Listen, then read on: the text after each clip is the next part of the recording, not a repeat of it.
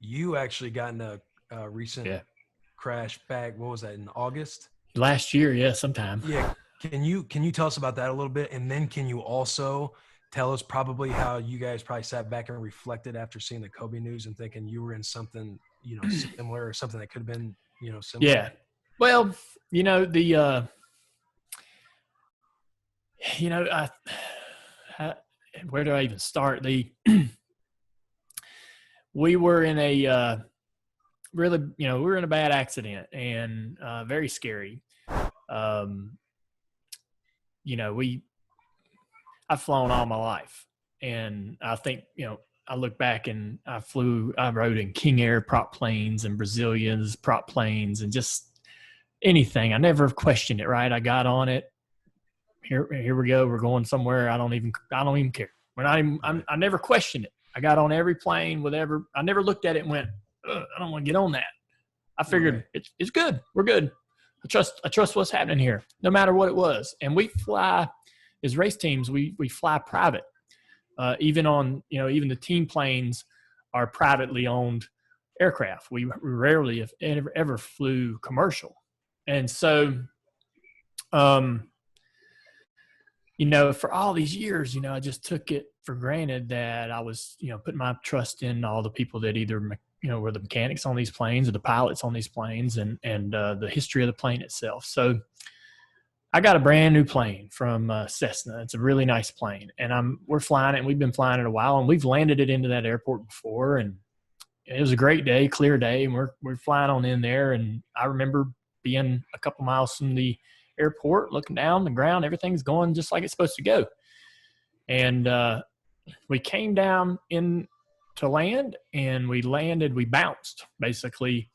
When you land a plane, you kind of want to land the rear tires first, obviously, and then bring the nose down. And when we landed sort of flat, and the plane bounced back up in the air. And when it landed the first time, it shut all the blinds. And so now we can't see out. We just know we bounced up in the air. And I don't know if we're 10 feet in the air or 150 feet in the air, right? But I know we got to get down on that runway, and it's not a really long runway, and we don't have a lot of time to be bouncing and taking up time trying to get the plane on the ground. So we came down again just as hard, if not harder. And the landing gear on the right side broke. Again, the blinds are shut, so you got no reference of what's going on outside. You don't know what's up or down, left and right. You're just kind of in this tube moving. And so I could tell the plane was tilted when we came down the second time. And I thought in my mind, I'm like, mechanically, we're broken the right side gear, and now we're on the wing.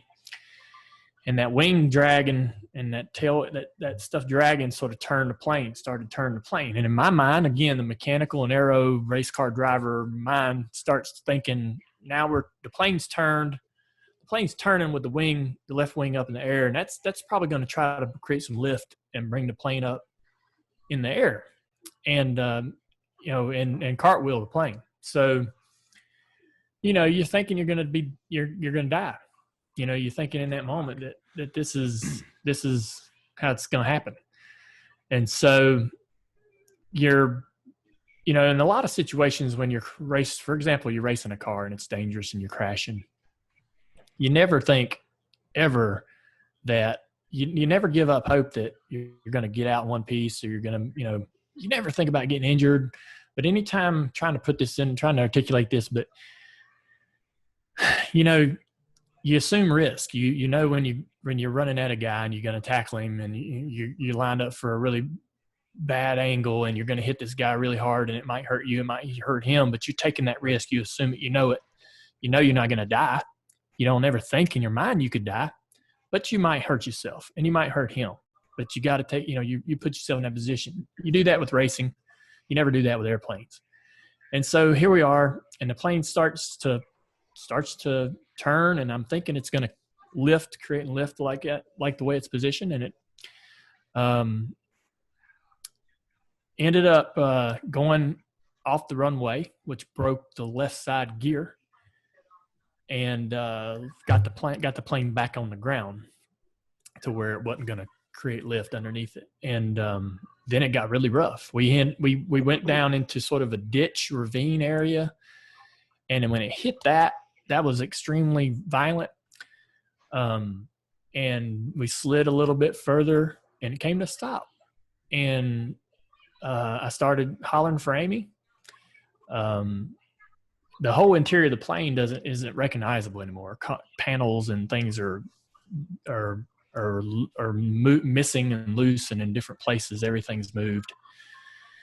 And, just trying to, in that moment, you just sort of think, am I broken? And I got my daughter, Isla, and I got to look at her and check her, and she's, screaming. And I'm thinking, God, please don't let nothing be wrong with her. Please don't let nothing be wrong with my girl. Right. And so I look at her real quick and I said, as far as I can tell in just this split second, she's going to be okay. I hand her to Amy. Amy's trying to get her bearings. And I was like, Amy, check Isla really good. Just, that's all you need to do right now is look at her and check her legs, arms, and check her head. Is she gonna, she got any kind of bruise on her head or hit her head or anything? I don't know. And so I gave Amy that responsibility in that moment. And then because I wanted to find a way out. I wanted to figure out how. I knew we had a hatch in the back. We got the door. The plane's kind of leaned over. I'm thinking, I don't know if we can open the front door because that way the plane's positioned, probably not going to be able to get that open. So I'm thinking, get that hatch in the back open. Let's create an opportunity to leave.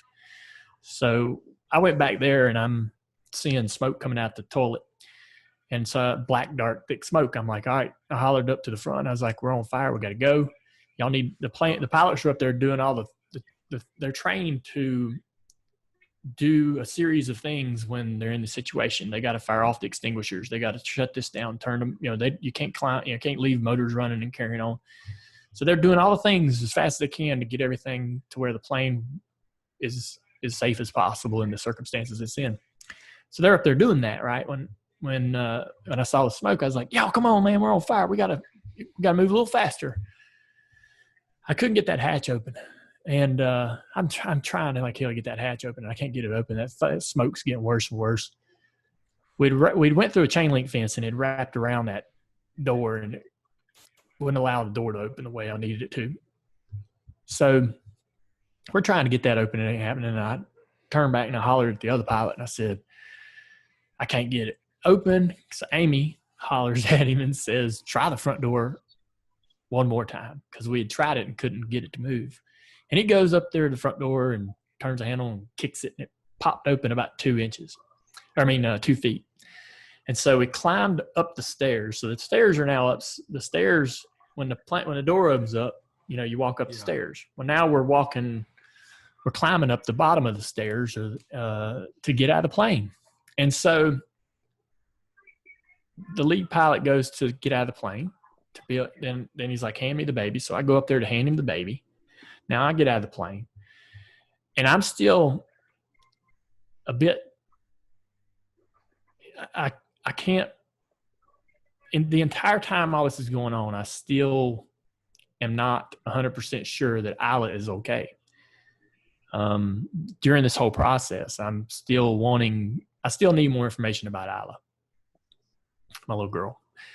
It's like dominating my thoughts. And I still, with my head injuries and the issues that I've had with that, I'm thinking, man, she's not even 2 years old yet. She can't, I can't have her dealing with stuff like that. And so anyways, I need to know.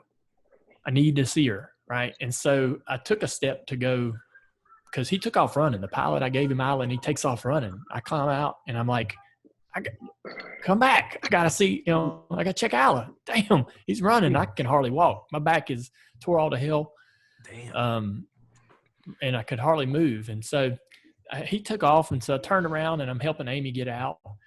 And the damn grass was on fire underneath us. It was crazy as hell. It was like in the movies. And then we had to pull our dog out, and then our second pilot come out. And it was just a really I haven't talked about it or relived it in a while, but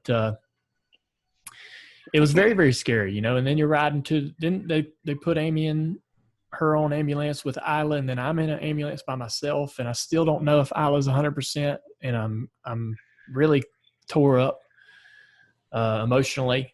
The guy riding in the ambulance did the coolest thing ever. He calls the other ambulance on his cell phone and puts my wife on the phone and gives it to me. And so I can talk to her. And I said, finally, I was like, Amy, you got a chance to really look at Isla and take, see what's going on with her. Is she okay? And, so I kind of finally got some relief because that was so stressful.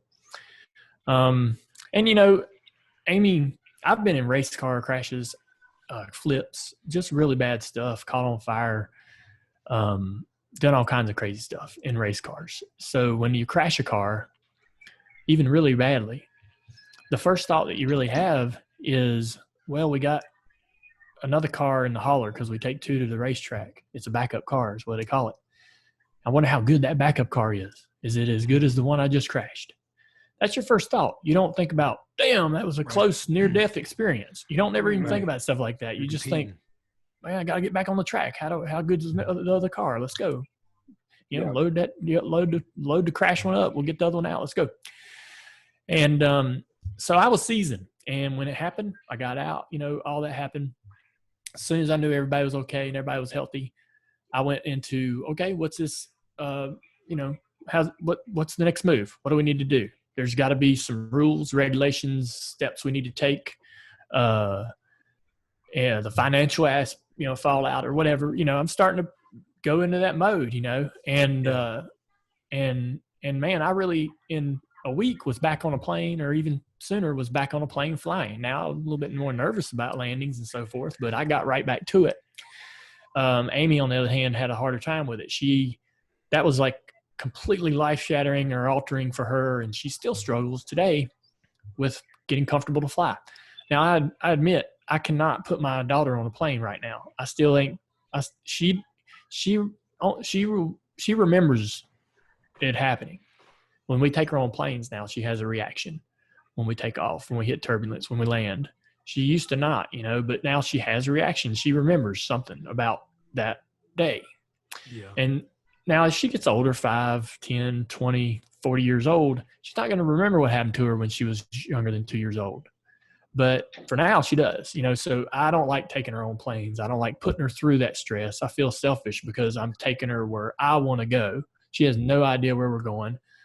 No idea. It's not her wish to get on this plane and go to wherever we're going, our destination. And I feel selfish for doing it. So I don't like putting her on planes because she doesn't enjoy it and it stresses her out. So that's the hard part for me. Otherwise, I'm comfortable. I've already gotten another plane. I'm back. I still kept one of my pilots from that incident. And I'm back in the air. I'm back going. We went to therapy. I believe in therapy. I believe in talking to somebody. You got problems. We all got stuff we got to deal with. I got stuff from my childhood that I still need work on and probably don't put enough time in. But so we went right to a therapist to say, hey, is there anything you can do? We're ready to work. So me and Amy did a little bit of work there, which helped us. She continues to do some work with some folks to help her understand how to comfortably fly and get back in the flying on a regular basis. But she's way behind, me. She's probably where anybody else would be, given the situation.